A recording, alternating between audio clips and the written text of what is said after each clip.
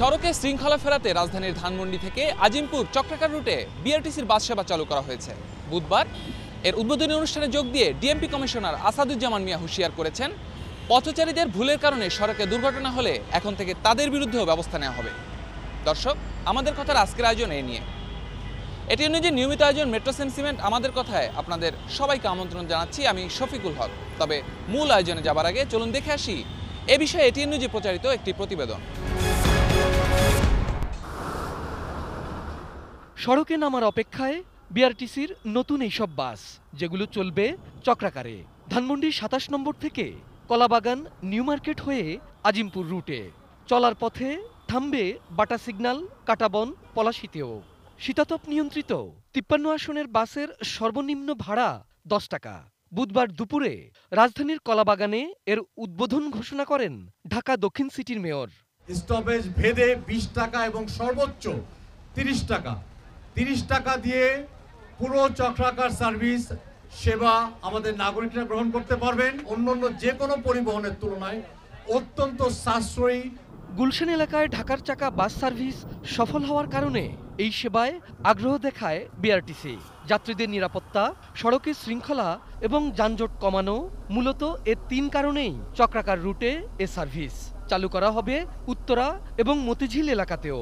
১৫ দিনের মধ্যে গণপরিবহনে শৃঙ্খলা দৃশ্যমান করব জনগণের মাঝে।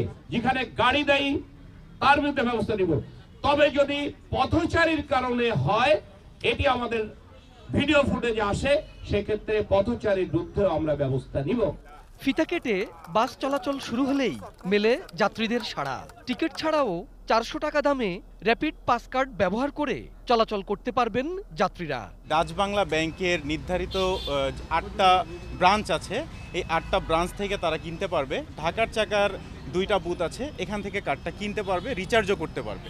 ধানমন্ডি থেকে আজিমপুর পর্যন্ত চক্রাকার রুটে ৩৬টি স্টপেজে বাসগুলো থামবে। এই বহরে যুক্ত হবে ২০টি বাস। একে আজাদ, এটিএন নিউজ, ঢাকা। প্রতিবেদনটি দেখলাম। এবার চলুন দেখে আসি ডিএমপি কমিশনারের বক্তব্য নিয়ে সাধারণ মানুষ কি বলছে। পথচারীরও দোষ আছে এবং গাড়ির ড্রাইভারেরও দোষ একটু বেশি। তার কারণ গাড়ি যখন তারা চালায়, তাদের স্পিড তারা কন্ট্রোল করতে পারে না, ওভার স্পিডে। এবং আরেকটা জিনিস আমি সবসময় খেয়াল করছি, এটা তারা করে কি, যেখানে সিগন্যাল হয়, সিগন্যালে গাড়িটা পাস করে যাওয়ার কথা না যাইয়ে তারা কি করে ওইখানে লোক ওঠানামা করে। এটা একটা তাদের বড় দোষ। তারা নির্দিষ্ট জায়গায় যেখানে প্যাসেঞ্জার ওঠানামার কথা সেখানে তার প্যাসেঞ্জার ওঠানামা করায় না। এই আমরা যদি সচেতনতা অবলম্বন করি তাহলে আমাদের দুর্ঘটনা কমানো সম্ভব। এবং একই সাথে ড্রাইভারদেরকে আপনাদের সচেতনভাবে গাড়িটা চালাতে হবে এবং স্পিডটা কমাতে হবে। যেখানে স্পিড ব্রেকার আছে সেখানে একটু তাদেরকে সতর্কতার দৃষ্টি দিয়ে মানে সেখানে গাড়িটা কন্ট্রোল করতে হবে, তাহলে দুর্ঘটনাটা অনেক কমে যাবে। যারা গাড়ি চালায় তাদের পাশাপাশি যদি যারা যাত্রী মানে যারা সাধারণ পাবলিক তারা যদি সচেতন হয় তাহলে এরকম দুর্ঘটনা থেকে এড়িয়ে চলা যেতে পারে আর কি। ডিএমপি কমিশনার সাহেব যেটা বলেছেন সেটার সাথে আমি একমত না আর কি।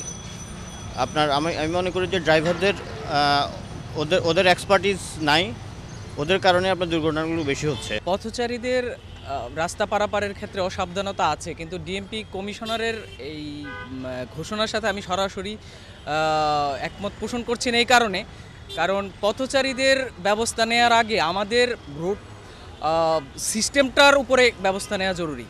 কারণ আমাদের এখানে লাইসেন্সবিহীন ড্রাইভার আছে, লাইসেন্সবিহীন গাড়ি আছে, ওগুলার প্রতি আগে মনোযোগ দেওয়া উচিত।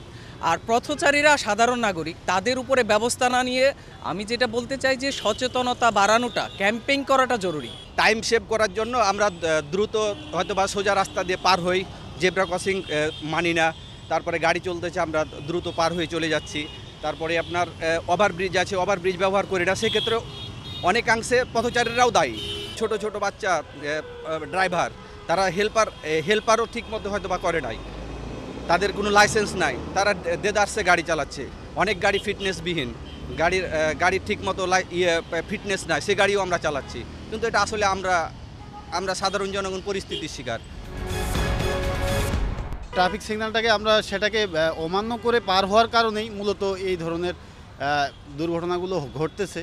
এবং আমাদের সবার সচেতন হওয়া উচিত যে ট্রাফিক আইনটাকে মান্য করা এবং যানজট যেই জায়গাগুলোতে ঝুঁকিপূর্ণ রাস্তা পার হওয়ার সময় অ্যাক্সিডেন্টের বা দুর্ঘটনার এই ধরনের সম্ভাবনা, সেই রাস্তাগুলোতে আমরা প্রয়োজনে 2 মিনিট পরে বা রাস্তা একটু সময় নিয়ে পার হওয়াটা উচিত। তাহলে হয়তো আমার মনে হয় ব্যক্তিগতভাবে যে আমরা এই সড়ক দুর্ঘটনাটা রোধ করতে পারবো এবং আমাদের দেশে বা সমাজে এই ধরনের প্রতিরোধটা থেকে আমরা রক্ষা পাবো। সকলের তো আর দোষ নাই, কিছু মানুষ অধিকাংশ লোক তাদের বুঝজ্ঞান কম বা ব্রেন যুক্তি পড়া কম, এই জন্য তারা ভুলে বা এরকম পারাপার হয়, সমস্যা হয়। কিন্তু আসলে বুঝে জ্ঞানের মানুষ তারা পারতে এরকম পারাপার হয় না। কিন্তু বেশিরভাগই আমি জানি যে ড্রাইভার হেল্পার তাদেরকে দোষ বেশি।